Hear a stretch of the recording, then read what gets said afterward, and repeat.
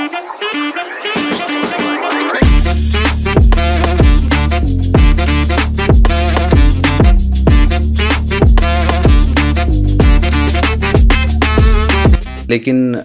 Mister Gadkari, Nitin Gadkari BJP के national president बनने के बाद दिल्ली आए और उनका फॉर्मल ऑफिस देखने के लिए उन्हें किसी को अपने साथ जोड़ना था। तो we knew each other from earlier days because I belong to same area of my native. तो उन्होंने मुझे कहा कि तुम दिल्ली में रहते हो, तुमने इस प्रकार का काम किया है, तो क्या मेरे साथ काम कर सकते हो? That's how I then started working with him. Later on जब 2014 में सरकार में वो मंत्री बने, सड़क परिवहन, राजमार्ग और शिपिंग, ऐसे 2 मंत्रालय उनके पास थे, तो उन्होंने कहा कि आप मंत्रालय में मेरे साथ काम करो। तो then I have joined as his private secretary in 2014 in the government. 2014 में उनके साथ प्राइवेट सेक्रेटरी करके मंत्रालय में काम करते रहा। तो मेरे लिए एक नया अनुभव था, पहला अनुभव था, बहुत एक्साइटिंग अनुभव था। नॉर्मली हमारे देश में परंपरा है कि private secretary has a important role in the ministry to play with the minister, but normally private secretary ये सर्विंग ऑफिसर्स होते हैं, जो आईएएस होते हैं वो। जी, serving civil servants normally private secretary करके काम करते हैं। तो जब उन्होंने कहा कि आप मेरे साथ पीएस करके काम करो, मैंने कहा I will be more than happy, it will be a privilege and honour, but ये कॉल सरकार को लेना है कि नॉन सर्विंग ऑफिसर को आप पीएस बनाना चाहते हैं कि नहीं चाहते। नियम के अनुसार आप बना सकते हैं, लेकिन ये कॉल पॉलिटिकल लीडरशिप का लेना होता है। तो माननीय मंत्री जी ने और फिर सरकार में प्रधानमंत्री कार्यालय ने उसका अनुमति दी। So that's how I joined as his private secretary. So I was the only non serving private secretary in the government. Probably I could be one at the most second person in the history of India's administration की जो non serving होते हुए minister के private secretary करके जिसने काम किया। Non serving में जो लोग, जैसा आपने बताया कि you are the rare case है जो जिसमें आप आईएएस नहीं है but still you are at personal secretary के रूप में आप काम कर रहे हैं। तो क्या ऐसे मतलब काफी सारे ऐसे लोग होंगे जो इसके अगेंस्ट भी होंगे, जो अपोजिशन में बात करते होंगे कि इस तरीके से, तो कोई चैलेंज मोर देन अगेंस्ट होंगे? मुझे लगता है कि there will be always views about whether it should be done और नॉट डन, लेकिन there has been lot of deliberation. जैसे अब तो सरकार में बहुत बड़े पैमाने पर जिसको लैटरल एंट्री कहते हैं सरकारी एडमिनिस्ट्रेशन में, ताकि सेक्टर के और डोमेन एक्सपर्टाइज मिलने के लिए डिफरेंट टाइप के एफर्ट किए जाते हैं और वो डोमेन एक्सपर्टीज के लोगों को बुलाया जाता है सरकार में लैटरल एंट्री के थ्रू। तो अब तो सरकार ने बहुत ही उसकी एक सिस्टम बनाई है जिसमें लैटरल एंट्री के थ्रू लोग आते हैं। तो there will be obviously views, establish system में रहे, there is a inherent test in the system की जो चल रहा है वैसे ही चलने देना चाहिए, उसमें कोई बदलाव नहीं करना चाहिए। तो एक वो नेचुरल, उसके कारण एक रेजिस्टेंस होता है। बट मुझे लगता है more than the resistance, more than the resistance it is the about confidence कि क्या ऐसे लोग आकर काम कर पाएंगे, कैसा कर पाएंगे, क्योंकि सरकार की अपनी एक काम करने की पद्धति होती है, एडमिनिस्ट्रेशन का एक अपना एक तरीका होता है काम करने का, कॉरपोरेट में काम करने के एक डिफरेंट मायने हैं। सरकार को बहुत अलग तरीके से चीज़ों को देखकर उस पर निर्णय लेना पड़ता है। सरकार के निर्णयों का बहुत बड़ा इम्पैक्ट देश पर, समाज पर, सोसाइटी पर आता है। तो इसलिए मुझे लगता है there is nothing called that is right और दिस इज राइट और दैट इज रॉन्ग और दिस इज रॉन्ग।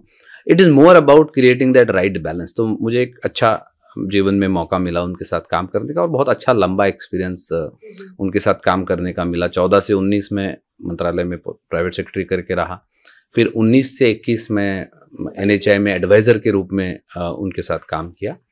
दिसंबर 21 से फिर मैंने मेरा वो सारा कॉन्ट्रैक्ट समाप्त होने के बाद अब मैं अपना स्वयं कुछ काम करता हूँ। अब मैं सरकार में या मंत्रालय में किसी रूप से इन्वॉल्व नहीं हूँ, मैं अपना कुछ इंफ्रास्ट्रक्चर और ग्रीन एनर्जी और ग्रीन मोबिलिटी पे काम करता हूँ। I am very privilege to got opportunity to work with him. मुझे उनके साथ काम करने का मौका मिला और मैंने बहुत जीवन में उनसे सीखने को मिला।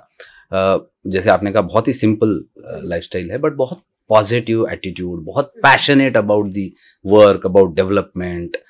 जो भी चीज़ वो करते हैं वो बहुत पैशनेटली करते हैं, बाय माइंडसेट बहुत पॉजिटिव एटीट्यूड के है। इनोवेशन, नई नई चीज़ों को समझना, नई नई चीज़ों को लाना, आउट ऑफ बॉक्स आइडियाज़ को ले आना, सोल्यूशन ओरिएंटेड जिसको कहते हैं।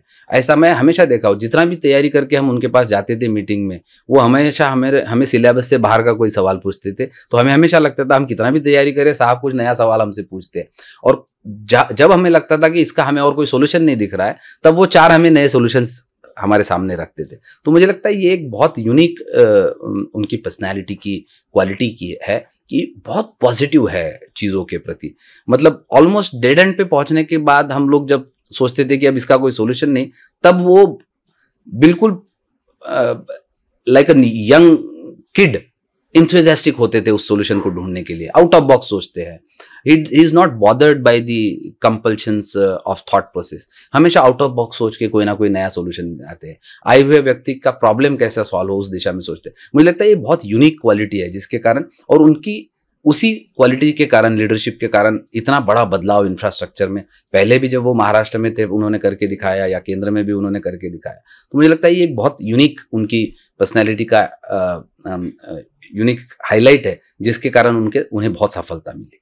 2014 में जब ये सरकार आई और इस सरकार ने इंफ्रास्ट्रक्चर पे अपना फोकस रखा। देखिए, हम इतने साल में, आज हम आज़ादी का 75वां वर्ष मना रहे हैं, आज भी हमारे देश के सारे डिस्ट्रिक्ट हेडक्वार्टर्स पे हमारे नेशनल हाईवे नहीं थे।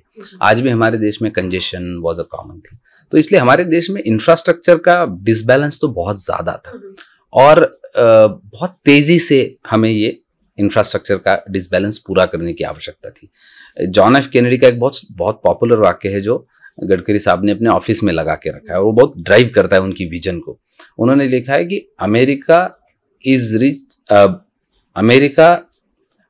American roads are not good because America is rich, but America is rich because American roads are good.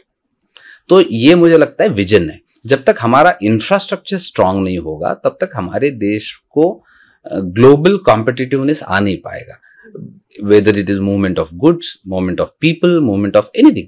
तो इंफ्रास्ट्रक्चर ये शरीर में हमारे जैसे ब्लड वेन्स होती है वैसा है।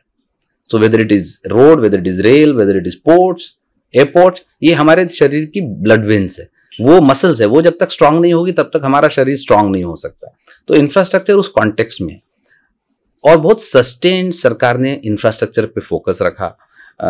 हाईएस्ट लेवल पे सरकार में, हाईएस्ट लेवल से इस पर लगातार फोकस रहा। इस देश के इंफ्रास्ट्रक्चर को बहुत तेजी से डेवलप करना है, ये हमेशा फोकस रहा। और इसलिए जब शुरुआत में मंत्री जी ने टारगेट अनाउंस किया कि हम 30 किलोमीटर पर डे रोड बनाएंगे, तो हम लोग भी डर गए थे कि मंत्री जी ने बाहर ये क्या बोल दिया है, क्योंकि उस समय हमारा ईयर ऑन ईयर एवरेज था कुछ 10-11 किलोमीटर, और लास्ट क्वार्टर का तो एवरेज था 3 किलोमीटर पर डे का, और वहां से हमें 30 किलोमीटर पर डे जाना था। लेकिन जिसको कहते हैं विजनरी लोगों की ये समझ होती है, तो प्रधानमंत्री और मंत्री जी ने कहा नहीं, हमें 30 किलोमीटर पर डे पे जाना है, और within 1.5 year we cross almost 28 kilometre per day. तो मुझे लगता है कि ये वर्क कल्चर में बेसिक बदलाव आया।